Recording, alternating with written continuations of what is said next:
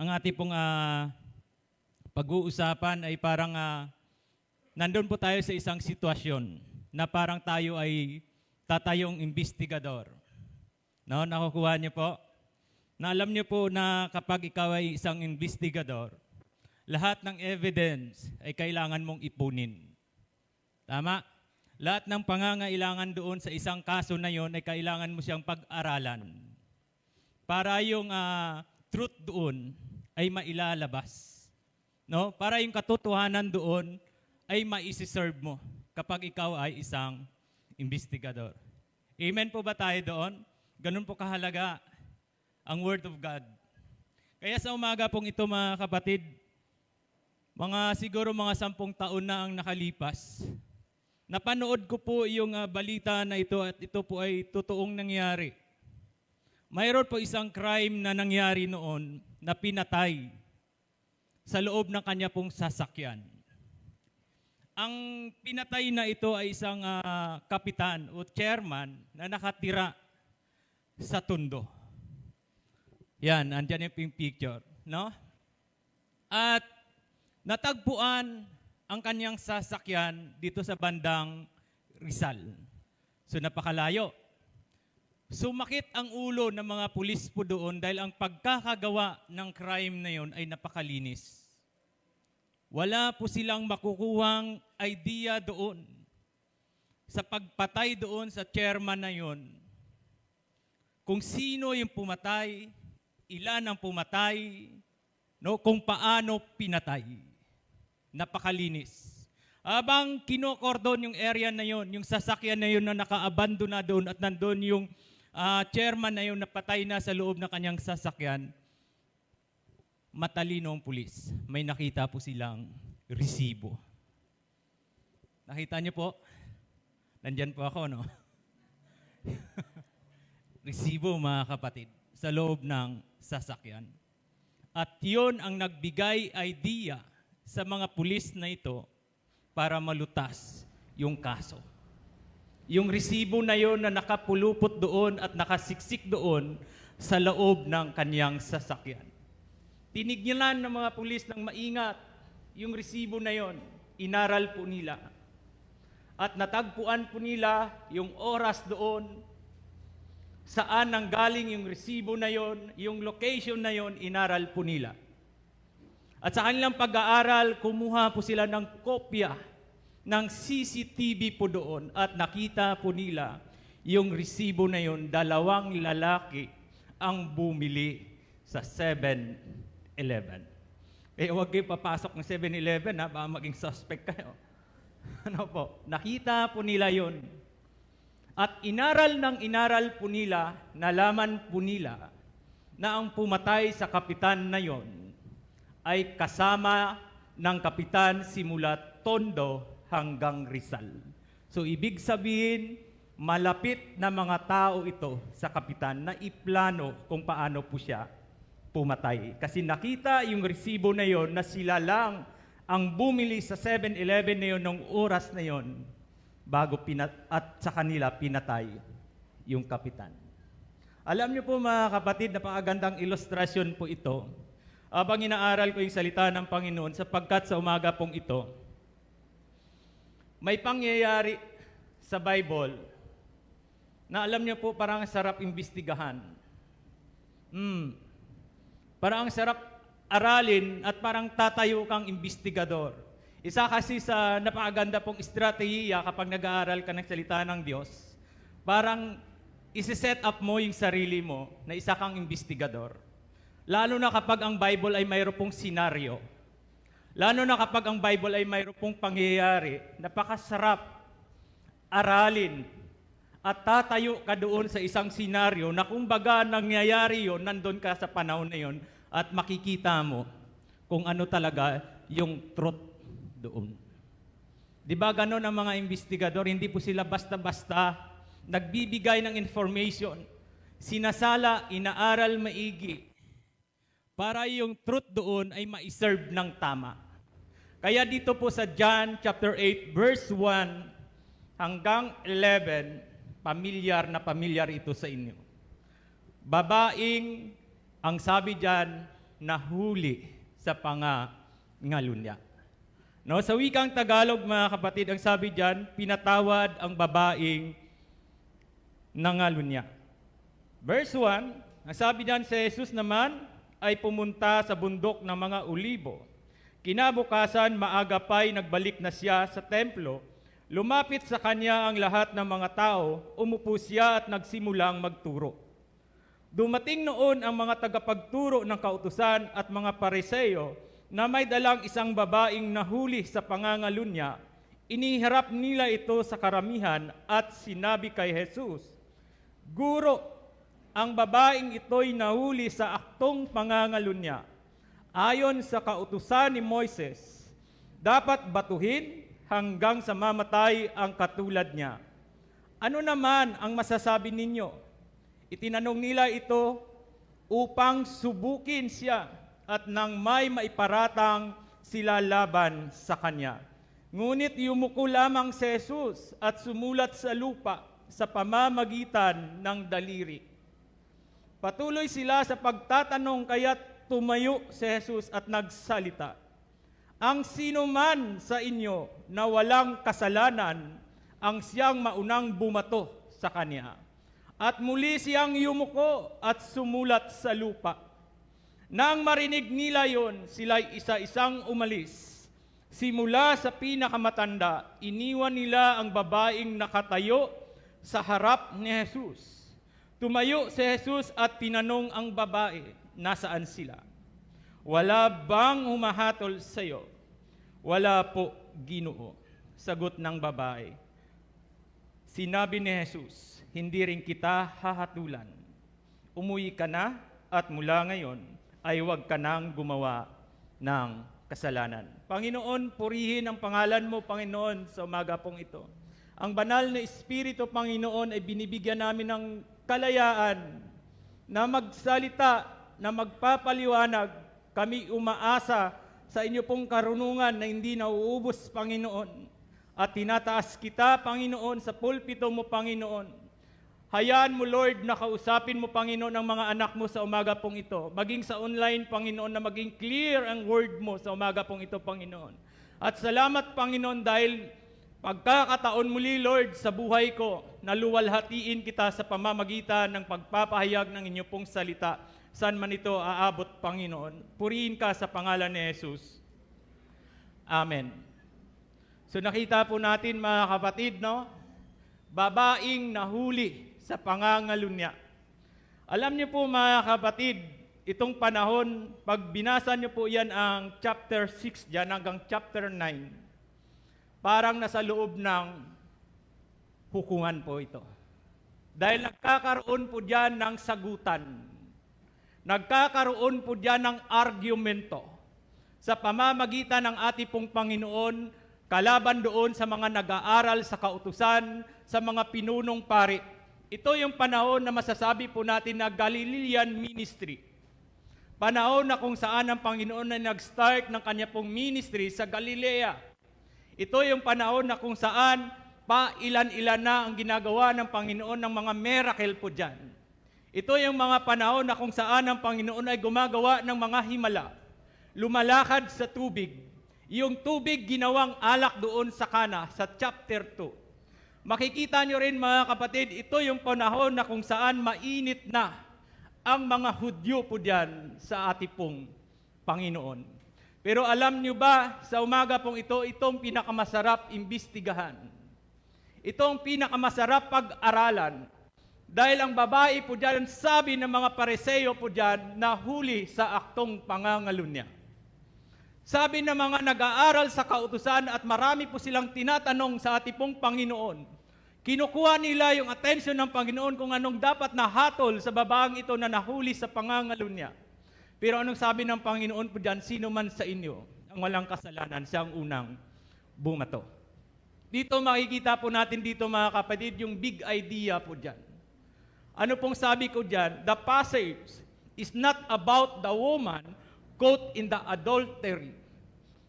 It is about the deity of Jesus. Amen po ba? Naniniwala po tayo? Marami pong mga Bible scholar ang nag-aaral po dito na set up ang pangyayari pong ito. Marami pong mga Bible scholar ang nag-aaral po dito na front lang ang kaso ng babae po dito. Ang pinaka-target po dito, ang pinaka-issue po dito, yung divinity of Christ. Yung deity of Christ. Ibig sabihin yung pagka-Diyos niya. No, yung pagiging sino si Kristo. Bakit gumagawa siya ng himala? Ang pangyayari po dyan, mga kapatid, hindi po natin ito tinutuldukan. Pero ito ang pag-aaral ng maraming mga Bible scholar na ang pagdala dyan sa babae at inihagi sa harapan ng Panginoon, kinaladkad at pinahiya sa harapan ng Panginoon, set up yun para kay Jesus. Hindi talaga ang issue dyan ang babae. Hindi talaga ang issue dyan ang babaeng sinasabi raw nila na nahuli sa pangangalo niya. Tignan niyo po yung statement. Saan nanggaling yung salitang nahuli sa pangangalo niya? Saan nagmula yung salita na yun? Sa mga Pariseo. Ano ang sabi nila? Ang babaeng ito ay nahuli sa aktong pangangalo niya. Tinatanong nila ang Panginoon. Alam ni Kristo na set up ang pangyayari. Alam ni Kristo na sinusubok po siya dyan. Kaya nga makikita po natin dyan ang kasunod, ano ang pinaka-issue? Why does Jesus perform miracle and healing on the Sabbath day? Bakit? Patutunayan po natin, sabi ko sa inyo, mag-iimbestiga po tayo sa senaryo na ito. Alam niyo po yung adulteros o adultery, mga kapatid, isang major sin yan sa mga Hudyo. Ang pagpatay, pagnakaw at pangangalunya ang pinakamabigat na kasalanan ng mga Hudyo laban sa Diyos. Ngayon, kung totoo na nahuli yung babae na ito, kung totoo ang sinasabi po nila na talagang aktong nahuli ang babaeng ito sa pangangalo niya, bakit dinala nila sa templo? Kapag nahuli ang isang babae sa ganitong klaseng kaso, hindi po inahawakan. Dito, anong ginawa nila? Kinaladkad nila ito at dinala sa harapan ng Panginoon. Sino ngayon ang lawbreaker po dito? Sino ngayon ang masasabi po natin na lapastangan sa kautusan? Dahil yan ang bintang nila sa ating pong Panginoon. Pangalawa, kung talagang totoo na nahuli sa aktong pangangalo niya ang babae pong ito, doon pa lang sa lugar na yon, pinapatay na. Hindi na dinadala sa templo dahil para sa mga Hudyo, ang templo, yung tabernacle, ang synagogue ay napakabanal para po sa kanila. Kung maalala po ninyo at pamilyar po sa inyo si Akan, pinatay po dahil siya ay nagnakaw. Kung maalala at matatandaan po ninyo ang itinuro ko po dito patungkol doon sa Acts, yung lalaking ipinanganak na mayroong kapansanan, buong buhay niya hindi nakapasok sa loob ng templo. Ginusto ba niya na magkaroon siya ng kapansanan para hindi siya makapasok sa loob ng templo? Hindi niya ginusto. Ano nangyari po dito? Ang sinasabi po nila, nahuli sa aktong pangangalo niya. Kasi ang sineset up po dyan, ang tinatarget po dyan, yung divinity of Christ. Yung pagka-Diyos ni Kristo. No, kaya kina-question. No, dyan sa chapter 7, verse 23, makikita nyo dyan, sabi ng Panginoon, huwag kayong humatol batay sa anyo, kundi humatol kayo. Sa verse 23, kung tinutuli sa araw ng pamamahinga ang lalaki kung tinutuli ang isang sanggol na lalaki kahit araw ng pamamahinga para masunod ang utos ni Moises, bakit kayo nagagalit sa akin dahil nagpapagaling ako sa araw ng pamamahinga? Diba kasi kina-question nila ang Panginoon po dito. Para sa kanila ang Panginoon ay lapastangan. Para sa kanila ang Panginoon ay hindi ginagalang ang kautusan, yung Sabbath day. Para po sa kanila. Kaya inaatake po nila ang Panginoon. They attack and criticize Jesus' authority to forgive. Kasi marami na pong ang Panginoon dyan na nagpapatawad para sa kanila. Bakit nagpapatawad siya? Diyos lamang ang nagpapatawad. Bakit ginagawa niya yun? Magpapatawad, hindi ba ang Diyos lamang ang nagpapatawad? Kini-criticize nila si Kristo dyan. Inaatake nila yung authority ni Kristo dyan sa pagpapatawad.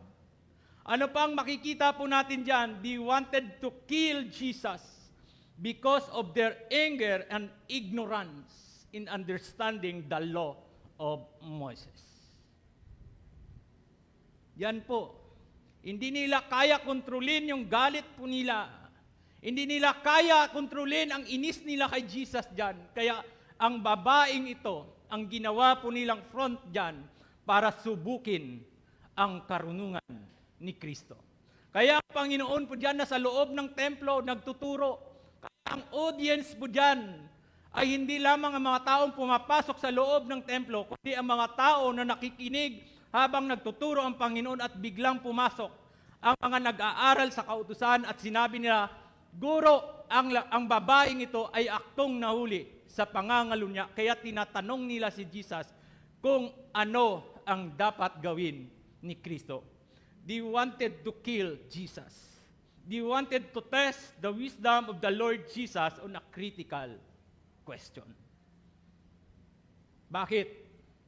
Kasi pag sinabi ni Jesus, sabi nila doon, Panginoon, ayon sa kautusan ni Moises, para masunod ang kautusan na yon, anong sabi doon? Ang babaeng ito nahuli sa aktong pangangalo niya, dapat patayin. Alam niyo po kung bakit nila tinetest ang karunungan ng Panginoon dyan? Bakit nila sinusubok ang karunungan ng Panginoon dyan? Under po sila ng panahon na yon ng Roman Empire. Ngayon, pag sinabi ni Kristo, sige, batuhin ninyo, ang sasabihin ng mga tao, hindi totoong nahuli sa pangangalo niya. Pangalawa, kapag sinabi ni Kristo, sige, i-apply ninyo yung kautusan niyon, ang mga taong ito, yung mga nag-aaral sa kautusan, ang mga Pariseo na ito, yung mga taong nagtatayong saksi dyan at nagdala sa babae sa harapan ni Kristo, pupunta sa pinakamataas na Romano at sasabihin nila, mayroong Hudyo na nagmula sa Galilea na ina-apply pa rin ang punishment kahit sila ay nasa ilalim ng batas ng mga Romano. Kaya tinitest nila dyan ang karunungan ni Kristo. Para sa kanila, yung tanong na yon, matatrap na nila si Jesus. Para sa kanila, ito na yung pagkakataon na yon na hindi kaya sagutin ni Kristo. Yung katanungan na yon. Para sa kanila, yun na yon pagkakataon para makakuha sila ng sapat ng evidence po doon para si Kristo maipapatay nila. Kasi pinaplano na po nila diyan na patayin si Kristo. Pero hindi lang mangyayari sapagkat Galilean ministry pa lang ang ating pong pinag-uusapan. Wala pa po tayo sa triumphal entry doon sa Jerusalem. Ibig sabihin, early ministry of Christ pa lang ito. Tinitest nila yung wisdom ni Jesus. Kaya ano sabi ni Jesus diyan? Sige, sino man sa inyo ang walang kasalanan, siya ang unang dumampot ng bato at batuhin siya.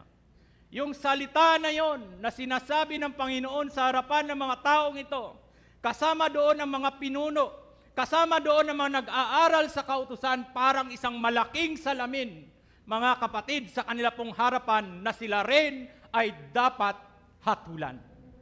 Na sila rin ay mga makasalanan. Na sila rin ay mga lumalabag mismo sa kautusan. Kasi kinikriticize nila si Jesus dyan. Ina-attack nila si Jesus dyan. Bakit ka nagpapagaling sa araw ng pamamahinga? Bakit ka gumagawa ng mga himala, mga miracle sa araw ng pagpapahinga? Yan ang ina-atake nila kay Jesus. Kaya sabi ni Jesus, sige, kung sino sa inyo ang walang kasalanan, dumampot ng bato at batuhin siya. Di ba napaka-easy lang yung sagot ni Kristo? Hindi in-entertain ni Kristo dyan yung sinasabi nila na aktong nahuli sa pangangalo niya. Why? Because Jesus is all-knowing God. Amen po ba? Nonsense, sa madaling sabi, yung sumbong na yon. Walang kwenta sa pandinig ni Kristo. Kasi alam niya ang target po diyan ay siya. Kasi alam ni Kristo na ang pagpunta ng mga pinuno diyan, ang mga Pariseo, ay hindi sa babae. Kaya nga yumuko si Kristo, sumulat sa lupa. No? Marami pong mga Bible scholar na nag-a-attempt po dyan kung anong sinulat ni Kristo sa lupa. Pero para po sa akin, if the Bible quiet, do not attempt to interpret. Baka mauwi lang sa out of context. Kasi nga, quiet ang Bible doon kung anong isinulat ni Kristo. Wala pong sinasabi doon kung anong isinulat niya. Marami pong nagpapaliwanag diyan na maari batas. Kasi nga, yung ang pagbabasihan diyan, kung sasabihin natin kung totoo talaga ang babaeng na aktong nahuli sa pangangulo niya, anong sabi sa Exodus? Sa batas ng mga Hudyo, sa Leviticus. Anong sinasabi doon? 2 o 3 saksi ay sapat na para mapapatunayan na ang taong ito ay nagkasala. Pero isang kabarangay ang pumunta at lumapit sa Panginoon at sinabi ang babaeng ito ay nahuli sa pangangalu niya, pero bakit hindi pinawalaan ni Kristo? Bakit nonsense yung sumbong na yon para kay Kristo? Kasi nga ang setup about the divinity of Christ. Si Kristo talaga ang target dyan. Kaya nga ina-attempt siya, kung mababasahin pa po ninyan, sinabihan pa po ang Panginoon dyan, anak ni Beelzebul. Sa madaling sabi, anak ng demonyo. Yan ang pagkakasabi nila sa Panginoon. Kaya nga inattempt pa ang Panginoon po dyan, pag sinundan ninyo, iuulog siya sa bangin. Pero hindi mangyayari yun, alam niyo po kung bakit. Dahil sa panahon po ni Kristo, ang mga nahuhulog sa bangin ay talagang totoong sinasapian ng masamang espiritu. Kung natatandaan po ninyo yung taga Gennesaret na pinalayas ng Panginoon doon sa katawan ng taong maraming demonyo, pumasok sila sa kawan ng baboy at ang mga baboy na nahulog sa bangin. Sa panahon po natin ngayon ng mga nahulog sa bangin, hindi po sinasapian ng masamang espiritu. Ang mga nahulog sa kanal, sa drainage, sa bangin, sinasapian po ng espiritu ng jinn. No po? Sa panahon natin ngayon. Tama? Ano? Pero mga kapatid, yan. Pero ito yung gusto ko sa umaga pong ito. Gusto kong balikan, ang sarap imbestigahan yung damdamin ng isang babae rito. No? Ang sarap balikan at pag-aralan, ano kaya ang damdamin ng babaeng ito habang siya ay kinakaladkad? No? Habang siya ay dinadala doon at pinahiya sa harapan ng Panginoon. Nakukuha niyo po? Ano kaya ang damdamin ng babaeng ito na siya ay pinapahiya, sinisigaw ng mga taong ito, mga nag-aaral sa kautusan na siya ay dapat patayin? Ano kaya ang damdamin niya nung siya ay pinahiya at kinaladkad at inahagis doon sa harapan ni Kristo habang ang Panginoon ay nagtuturo? Ano kaya ang pakiramdam ng babaeng ito na siya ay mamamatay at parurusahan sa pagbato o kamatayan? Nung mga oras na yun, mga kapatid, para sa babae, wala nang pag-asa ang kanya pong buhay. Ako po naniniwala po dito na ang babae pong ito ay tunay na namumuhay sa pangangalo niya. Pero hindi po ako naniniwala po rito na ang babae ay aktong nahuli sa pangangalo niya. Nakukuha niyo po? Bakit sa pinatawad ni Kristo, sabi ni Kristo, go and sin no more. Bakit sinabi ni Kristo? Kasi alam ni Kristo, ang babaeng ito ay talagang namumuhay sa kasalanan. Pero hindi naniniwala si Kristo sa sumbong na yon na aktong nahuli sa pangangalo niya. At sa umaga pong ito yung mensahe, yung damdamin ng babae, sa umaga pong ito. People will judge you according to your impurity, but Jesus will forgive you according to your humility. Amen? Yung mga tao na yun na kumaladkad, yung mga taga-Jerusalem na yun na naghusga sa kanya at dinala sa sinagog, hinatulan po siya ayon sa kanyang karumihan. Hinatulan po siya ayon sa kanyang masamang pamumuhay. Para sa kanya, wala nang pag-asa. Wala nang hope nung oras na yon. Nung dinala sa harapan ng Panginoon, mayroong Kristo na nagpatawad sa kanya. Saan nang galing yung salitang humility? Gayong hindi naman masyadong nag-imik yung babae dyan at humingi ng tawad. Saan nang galing yung salitang na yon na humility, na hindi nga siya dyan, hindi niya nga ipinaglaban ng kanya pong sarili po dyan. Yumuko nga lang siya dyan sa harapan ng Panginoon. Saan nagmula yung salitang humility? Hindi binanggit sa context po dyan na ang babae ay nagsabi doon kay Kristo na patawarin ninyo ako. Saan nagmula yung humility na yon? Saan ko kinuha? Sino po rito mga kapatid ang nakaranas na sumablay sa kanya pong trabaho? Na pinagalitan ng kanyang boss? Na dinadaldalan na wala kang imik? Nakatayo ka lang ganon at hindi ka nangangatwiran dahil alam mo sa sarili mo nagkamali ka. Dahil alam mo sa sarili mo na sumablay ka. Sino po rito mga kapatid ang inutusan ng kanyang nanay na bumili ng mayonnaise, ang binili kamatis? Dahil kailangan na ang mayonnaise ilalagay sa dinakdakan. Sa halip na dinakdakan ang ulam, ikaw ngayon ang dinakdakan ng nanay mo. Ano mga kapatid? Pero dahil nagkamali ka, dinadakdakan ka ng nanay mo, sarap sana ng dinakdakan. Ikaw ngayon ang nadakdakan, pero wala kang imik, wala kang pangangatwiran. Tanggap mo na ikaw ay nagkamali. Tanggap mo na ikaw ay sumablay. Tanggap mo na ikaw ay nagkasala. Alam nyo mga kapatid, yung reaksyon ng babae po rito, na hindi siya umimik, hindi siya nangangatwiran, hindi siya humingi ng tawad sa Panginoon, yung pagiging tahimik at hiyang-hiya siya sa harapan ng Panginoon, yung reaksyon na yon ng babae, na hindi niya ipinagtanggol ang kanyang sarili, higit pa sa isang taong nagsasalita na patawarin mo ako. Nakukuha?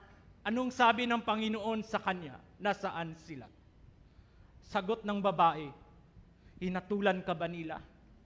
Doon lang sumagot ang babae. Hindi po. Anong sabi ng Panginoon? Hindi rin kita hatulan.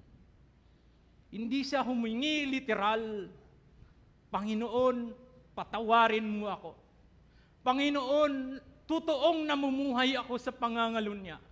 Panginoon, totoong marumi ang pamumuhay ko. Hindi siya nagsalita, pero yung reaction niya, yung action niya sa harapan ng Panginoon, higit pa sa isang taong lumuluhod at nagsasabing, patawarin mo ako. Amen? Malinaw? People will judge you according to your impurity. Totoo po yan. Hahatulan ka ng mga taong nakakakilala sa iyo ayon sa iyong karumihan. Ayon sa marumi mong pamumuhay, kagaya ng babaeng itong kinaladkad at dinala sa harapan ng Panginoon. Bakit nila alam ang pamumuhay ng babaeng ito?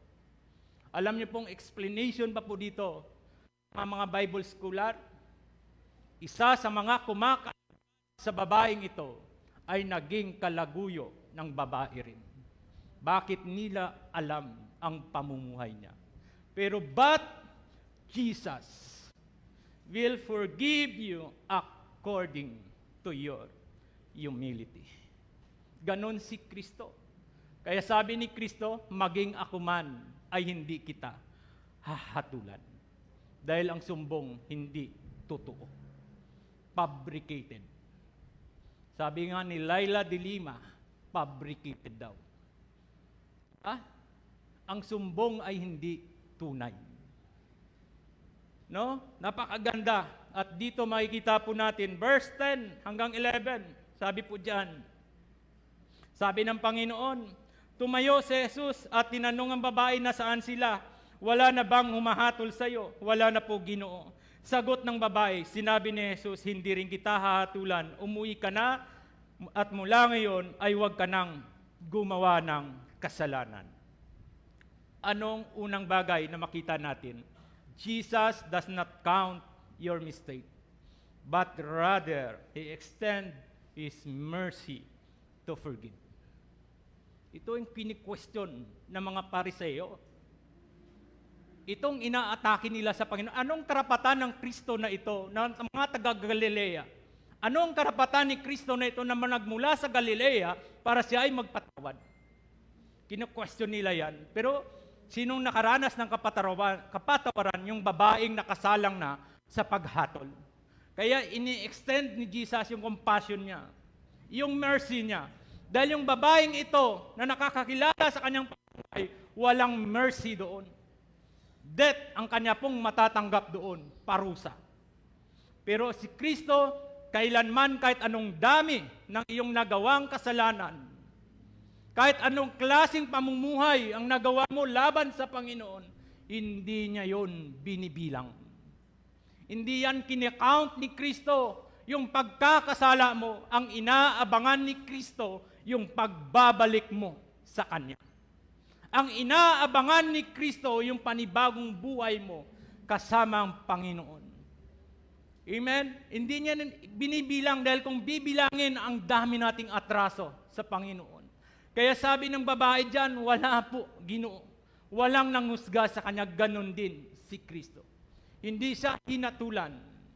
Hindi binilang ni Kristo ang kanyang pagkakamali. Sa halip, anong natanggap niya doon kay Jesus? Mercy. Pagmamahal. Sa dami ng mga tao doon, may Kristong tumayo para ipagtanggol po siya. Kaya nga sabi ni Kristo, sige, kung kayo ay matino, wala kayong kasalanan, siyang unang kumuha ng bato at batuhin siya. Why? Kasi ang pagpapatawad nasa otoridad ni Kristo. Hindi binibilang, alam ko, nung tayo ay naging Kristiyano, bago tayo mananampalataya, ganun din tayo marumi. Pero minsan nga yung panghuhusga na yun ng mga taong nakapalibot sa atin, kaya nga sabi ko doon, ang taong nakapalibot sa iyo, hahatulan ka ayon sa iyong karumihan. Pero minsan yung hatol na yun ay magdadala sa iyo sa kalagayan mo para mapalapit ang buhay mo dahil kay Kristo walang kahatulan. Kaya yung babae po dyan, yung araw niya na-save siya, para sa kanya, yun na yung huling araw. Para siya ay hahatulan dahil totoo na siya ay namumuhay sa pangangalo niya. Pero mayroong Kristo na nagpatawad sa kanya. Mayroong Panginoon na nag-save ng kanya pong buhay. Ganon din po buhay natin. Bago po tayo naranasan yung forgiveness of Christ, hinatulan din tayo ng mga taong nakakilala sa atin. Next, ang sabi ko po diyan, in Christ there is no condemnation, but instead there is complete freedom. Bakit ko po nasabi yan, mga kapatid? Anong sabi sa Romans? Ang sino man nakipag-isa kay Kristo ay wala na sa ilalim ng kahatulan. Bakit ko na sinasabi diyan, in Christ there is no condemnation, but instead, there is complete freedom. Bakit ko nasabi yan? Dahil ang nagpapatawad, tandaan nyo to, ang nagpapatawad, siya rin ang magbabayad. Nakukuha nyo?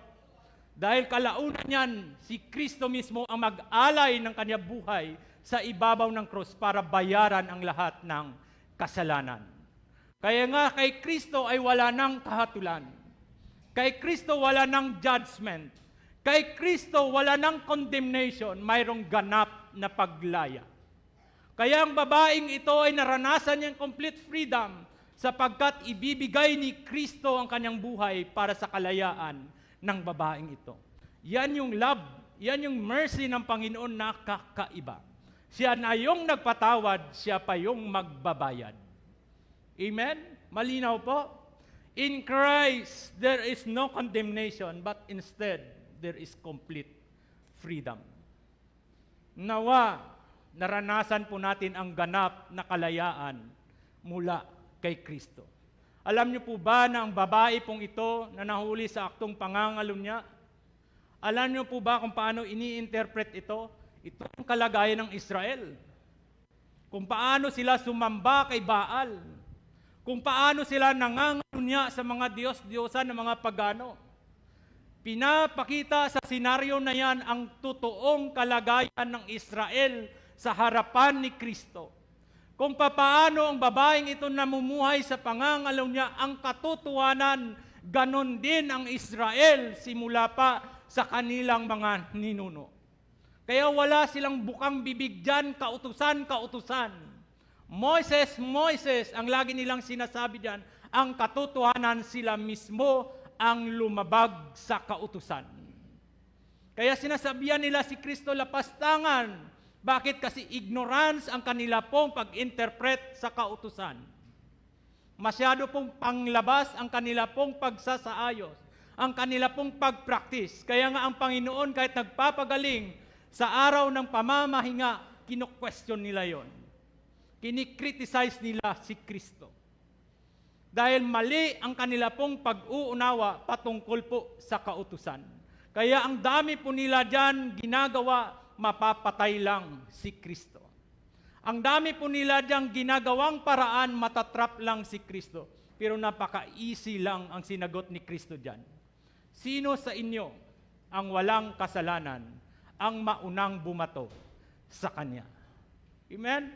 Pangatlo mga kapatid, John chapter 7 verse 24. Ang sabi po dyan ng Panginoong Jesus, do not judge according to appearance, but judge with a righteous judgment. Ito na, argumento na ito. Nagsasagutan na po sila dyan na mga nag-aaral sa kautusan, mga pariseo, mga pinuno doon sa Israel. Nagsasagutan na po sila dyan. Anong ibig sabihin po natin? Jesus is a righteous judge and His divinity is above all, even the Mosaic law. Bakit nila kini-question ang pagpapatawad ng Panginoon? Dahil si Kristo ay higit sa kautusan. Bakit nila inaatake si Kristo po diyan? Dahil si Kristo higit doon sa tinanggap nilang kautusan sa kanilang ninuno. Patunayan po natin. No? Patutunayan natin sa umaga pong ito para lalabas yung truth po diyan. Anong sabi ng Panginoon? Next slide. The Son of Man is Lord of Sabbath.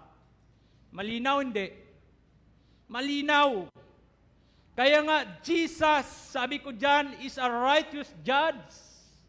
And His divinity is above all, even the Mosaic law.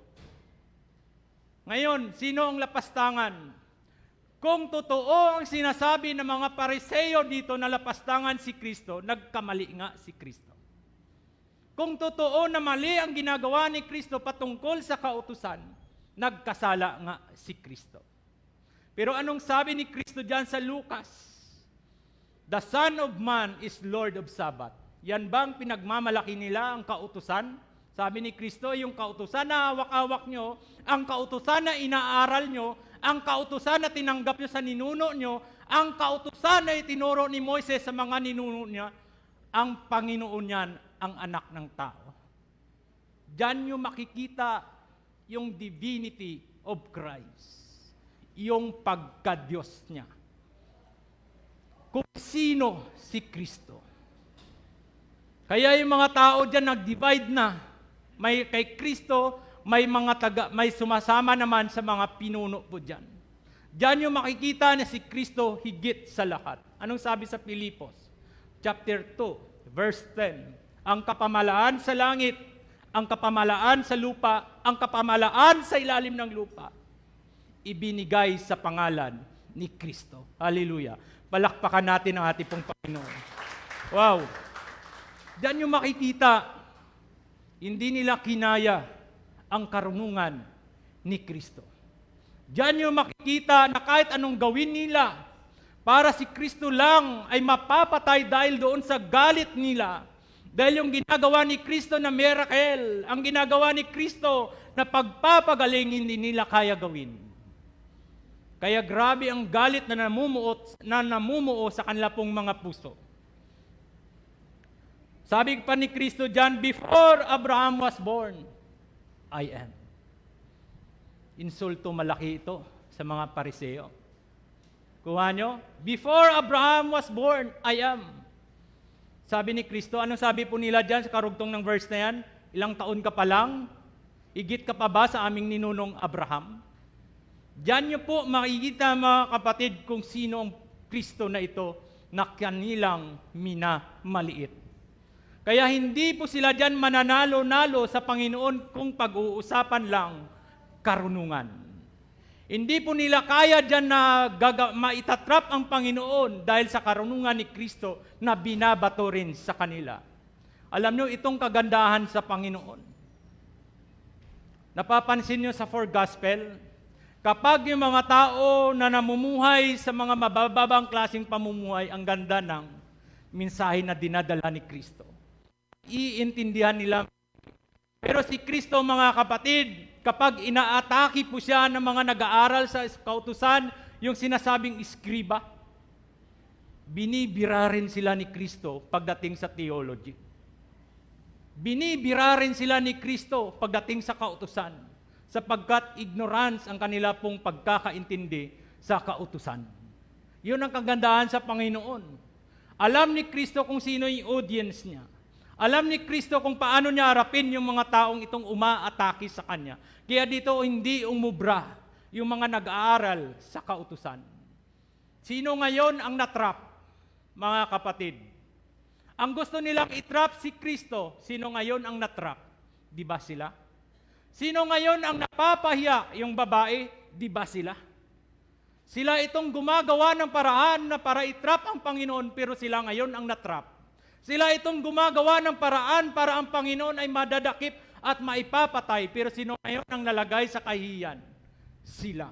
Anong sabi ni Kristo? Sino sa inyo ang walang kasalanan, kumuha ng bato at batuhin siya? Di ba napakasimpleng sagot lang ni Jesus? Napaka-easy lang na sagot ni Jesus na kahit ang question doon ay napaka-critical para po sa kanila.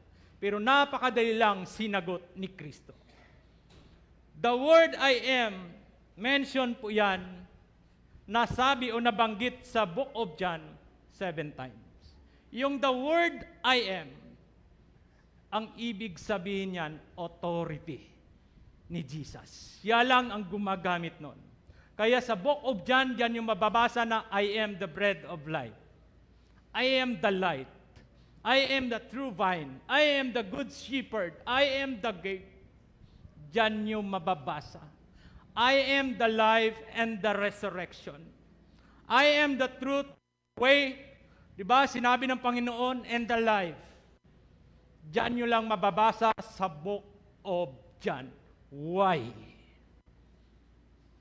Bakit diyan nyo lang mababasa ang pitong I am sa Book of John? Because the Book of John represents Jesus is the Son of God. That's why minention po dyan 7 times yung salitang I am. Malinaw po? Dyan na i-mention kasi pinapakilala na ni Kristo. Sinasubject niya ang kanya pong sarili dyan sa kanya pong pananalita kung sino siya. Dahil sa Matthew, pinapakilala po siya dyan, promised king. Obedient servant, son of man sa Lucas. Pero sa Book of John, pinapakilala Son of God. Kaya sabi niya, the Son of God is Lord of Sabbath. Sabi po diyan, the word I am refers to the deity or divinity of Christ.